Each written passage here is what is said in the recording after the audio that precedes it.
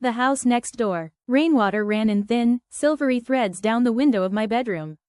I pressed my forehead against the cool glass, watching as the moving van backed into the driveway of the old Anderson house next door, the one that had been empty since old Mrs. Anderson's death last winter.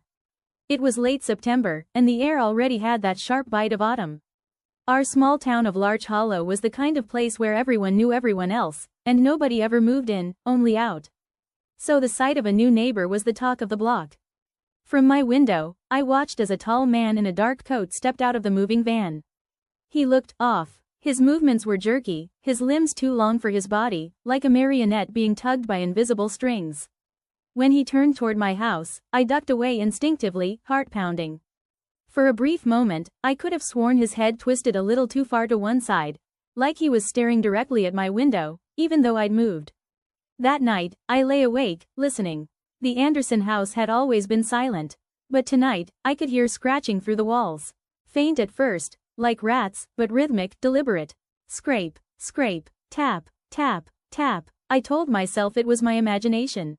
It had to be. Still, when I finally drifted into uneasy sleep, I dreamed of long, black fingers clawing through plaster, reaching for me. The next day, my mom baked muffins and sent me over to introduce myself.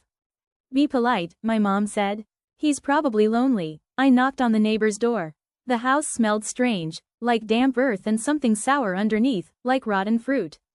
The man who opened the door looked different from before. His skin was pale and clammy, his eyes sunken, and when he smiled, it didn't reach his eyes. Well, hello, he rasped. You must be Melissa. I live next door, I stammered, holding out the basket. My mom made these. He took it with both hands, the way someone might handle a dead bird. Thank your mother, he said.